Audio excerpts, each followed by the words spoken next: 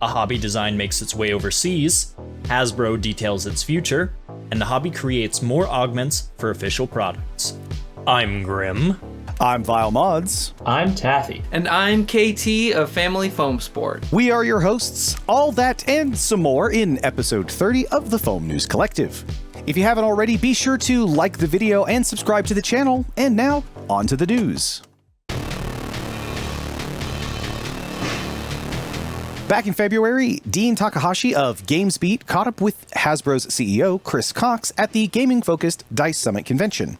While the resulting interview is heavily focused on gaming, barely mentioning Nerf as one of its corporation's brands, Chris's answers are illuminating in regards to his direction for the company.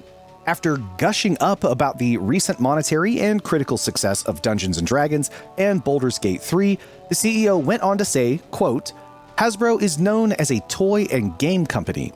I'd probably invert that and say we're a game and toy company," end quote. What this means for the future of Nerf is still up for debate.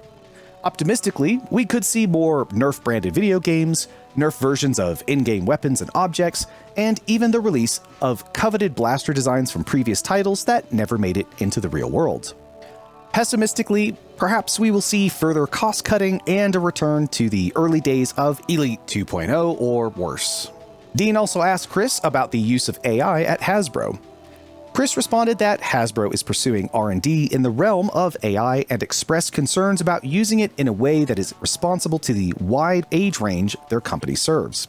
Hasbro CEO went on to explain how the company can leverage its many decades of existing material to train AI models to, quote, "build a very interesting and compelling use case for AI that can bring our characters to life." He also discussed using AI to help him generate his own weekly D&D campaigns with his friends. Notably, no mention was made using AI to design physical product.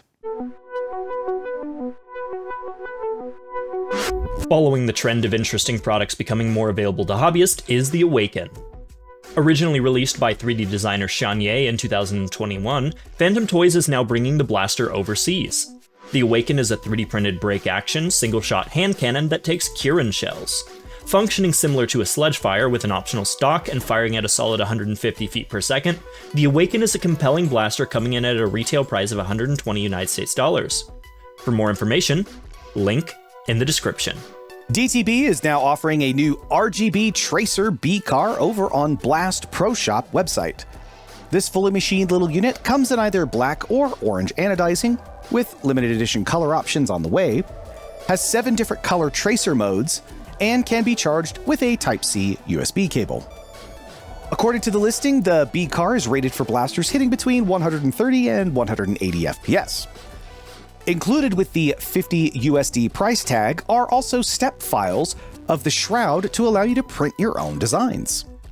Fair warning, if you're chomping at the opportunity to get a tracer unit for yourself, the current delivery times are showing upwards of 1.5 months at the time of this recording. If you feel you can't wait that long and you have a 3D printer at your disposal, options are never enough, and creator Doubtinator Designs over on Etsy has created a zero hardware, fully 3D printed, totally customizable PCAR offering. This PCAR has 4 different housing options allowing from 1 up to 4 bearing stacks, 5 different wheel diameters allowing more or less bite onto the dart bodies, and 8 different twist options starting at 2.5 degrees all the way up to 30 degrees, giving you a plethora of simple or progressive twist variants. With so many options, it's surprising the STL file kit will only set you back for less than $3 USD. Links, of course, will be down in the description. The next generation of the Griffin is coming.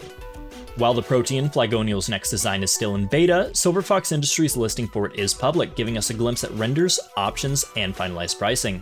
The printed parts will retail for $130 United States dollars, and unsoldered build-it-yourself kits will be for around $200 United States dollars, depending on motor and flywheel combos. For those of you who can't wait for the beta to be over and who will be attending Maryland Mayhem, you're in luck. SFI will be selling a few early pre-built Proteans at their vendor booth. Links to the listing in the description.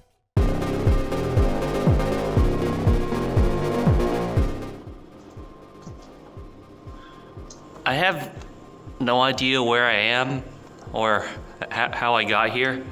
Hey, that's me. Wait.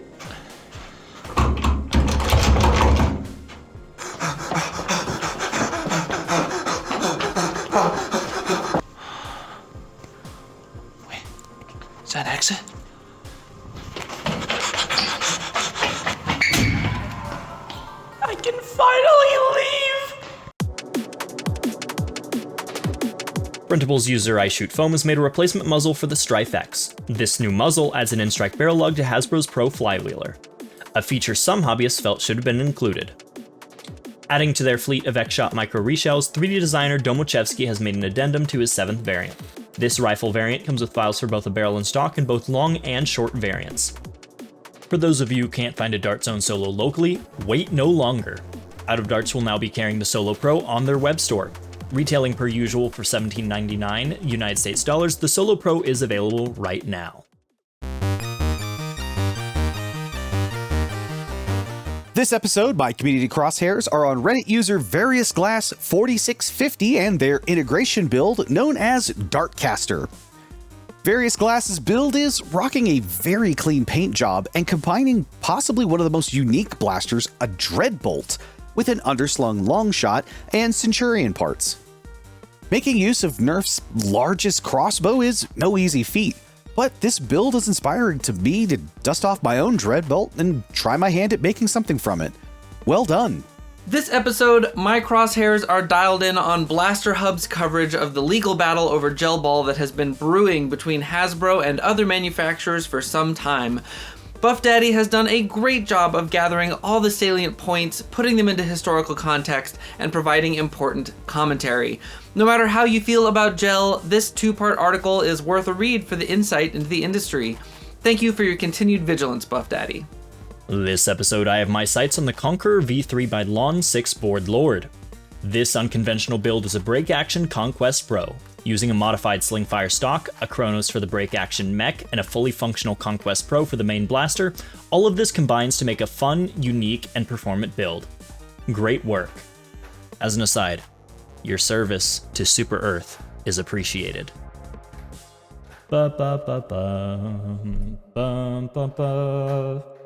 And that's it for this short and sweet batch of the news. Huge thanks to all our contributors, Ko-Fi subscribers, Discord moderators, and to guest host Taffy for whatever. Be sure to catch the podcast with special guest Beret, where we'll be discussing the line between the man, the myth, and the legend, plus the future of Hasbro and answering questions from our Ko-Fi subscribers. If you want to ask our podcast guests questions, you can check out the Ko-Fi yourself, and be sure to check out the merch page as well. Don't forget to like this video, subscribe to the channel, and leave a comment letting us know what you think. And we'll see you again in the next one. I keep putting things on my hands.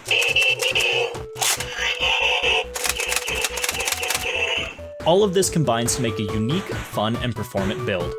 Great work. Wrong emote. This does not work automatically. Be sure to catch the podcast with special guest Beret, where I'll be come on, what the fuck? Donator Designs. Dotonator. Doubtinator? Is it Doubtinator? Do or Doubt? Doubtinator? Am I saying that right? Doubtinator? Doubtinator. It would be Doubtinator, okay. For those of you who can't wait to... words. I should sleep soon.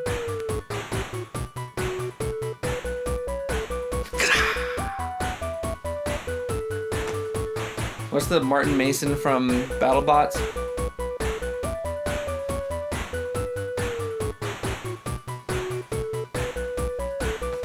Something like that. Forgot my community crosshairs. It's not 1 a.m, but maybe it is.